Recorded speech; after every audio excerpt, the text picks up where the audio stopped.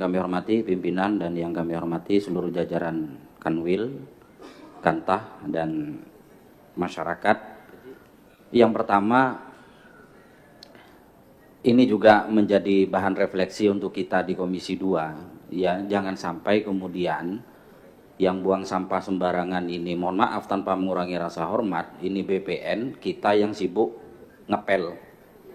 Jangan kemudian pula, ini saya tidak menyalahkan teman-teman dari NGO dan masyarakat, tapi sepertinya kurang tepat.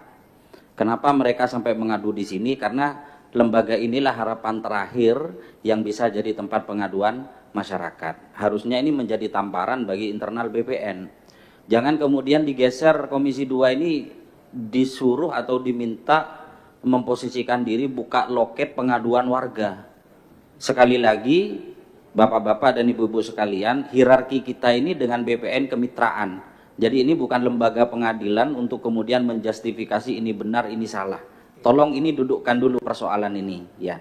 Kemudian yang kedua, kalau case by case seperti ini kita kemudian publish ke masyarakat, saya yakin semua anggota Komisi 2 ini ambeien semua, nggak akan kuat melayani tiap hari. Bayangkan minggu kemarin ketika liburan 2 hari saja, saya dalam satu daerah itu bisa menerima aduan sampai 10 sampai 15 pengaduan tentang pertanahan. Ini harus kita akui. Apakah kita hanya mau sibuk membersihkan kotoran yang ada di bawah, atau kemudian kita menjalankan fungsi kita untuk agar sampah ini tidak dibuang sembarangan. Kalau selama ini kita hanya membersihkan kotoran yang berserakan di bawah, case by case seperti ini, saya rasa banyak agenda yang akan terabaikan nanti pimpinan. Jadi apa usulan dan masukan kami khususnya dari fraksi PKB, mari kita selesaikan ini dari hulunya dulu. Apa reforma agraria dengan ketegasan Presiden saat ini Pak Prabowo yang mempunyai concern yang sangat tinggi terkait dengan reforma agraria, ini momentum untuk kita menyelesaikan ini dari dari hulunya kita selesaikan. Tadi disampaikan ada clearance room, ada apa segala macam. Itu kan hanya quick win saja, penyelesaian yang sifatnya temporary saja. Mungkin nanti rekomendasinya apakah memungkinkan untuk dibikin panja terkait reforma agraria, yang rekomendasinya nanti bisa untuk ada peradilan pertanahan, kemudian dilakukan audit secara menyeluruh, baik itu secara geografis maupun demografis, Kanwil, Kantah, seluruh Indonesia kita publish, bikin ada desk khusus untuk pengaduan pertanahan. Saya yakin bukan hanya 1.000, 2.000, puluhan ribu, bahkan ratusan ribu pengaduan itu.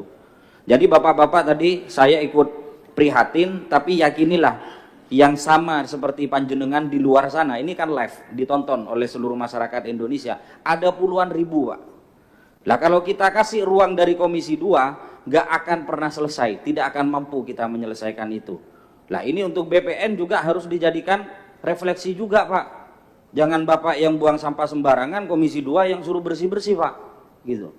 Lah sekali lagi tugas kita itu di bidang policy Pak, kebijakan. Jadi nanti kebijakan dari panjenengan semua ini kita cukup ambil sebagai sampel, ya, case-nya sudah jelas, tidak perlu diulang-ulang berdebat di sini tanpa mengurangi rasa hormat. Nanti biarkan pimpinan dan anggota komisi merumuskan satu kebijakan yang itu sekiranya bisa menyelesaikan permasalahan dari hulu sampai hilir Pak. Jadi masalah ini biar tidak terulang lagi.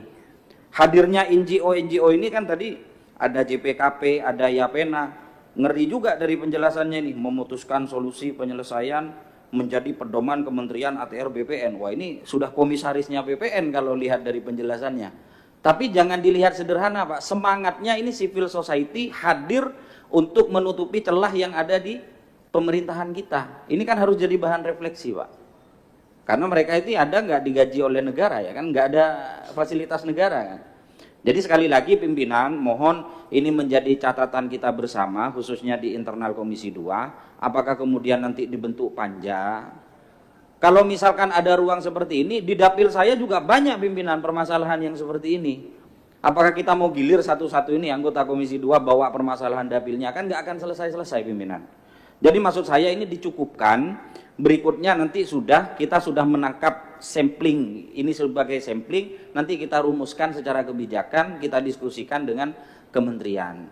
Nah terkait clearance room, permasalahan saya aja baru permasalahan yang saya munculkan terkait dengan masalah pagar laut di Sumeneb sampai detik ini aja belum kelar, jangankan panjenengan sebagai masyarakat sipil, kita aja anggota yang oleh pimpinan diarahkan untuk clearing room sampai detik ini aja nggak selesai-selesai gitu.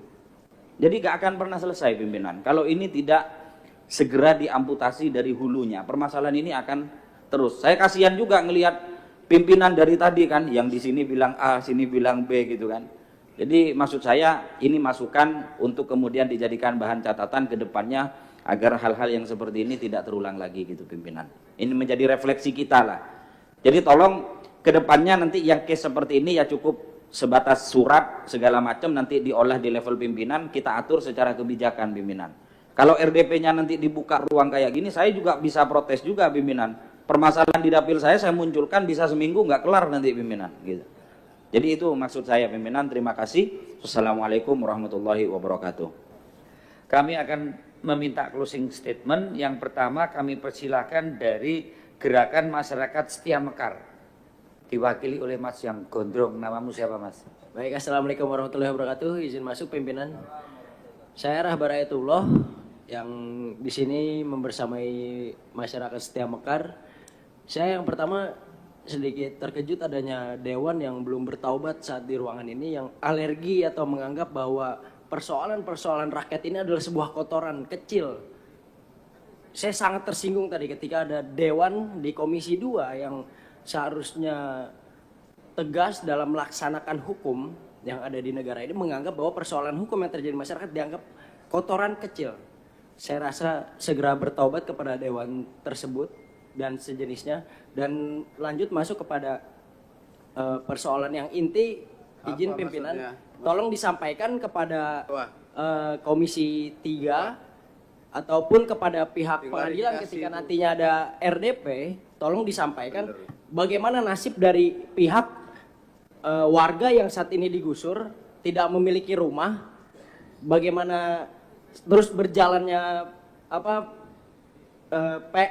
PK dan lain sebagainya. Ini bagaimana nasibnya? Rumah ini siapa yang mau bangun? Kenapa tidak ada yang membahas persoalan itu? Karena ini kan struktur negara, itu pemerintahan yang salah nih. Terus kita lagi yang masih ada pemagaran juga. Ini rumah kita nih, ini rumah kita tapi kita dibatasi oleh negara. Yang bisa buka itu yang kedua tuh. Polisletnya di polislet itu ya? Yang dikasih seng itu ya? Terus yang ketiga pimpinan izin. Bentar Pak, ini kan ini Pak Kanwil, ini kewenangan siapa yang buka polislet sama gembrengnya itu? Karena itu? pengadilan yang memberikan polis lain, berarti mereka yang... Ya, sekretariat tolong segera dikirimkan surat ke Komisi 3 untuk segera dibuka polis lain sama sengnya. Oke.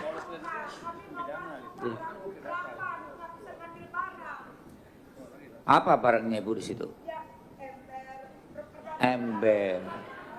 Ember apa lagi? Panci apa lagi? Apa lagi? Oh. Ini kan bikin ternyol gini kan. Embernya ketinggalan, pancinya ketinggalan. Gelas piring. Nah, sekaligus izin pimpinan, ini yang sangat mencekam di masyarakat ya.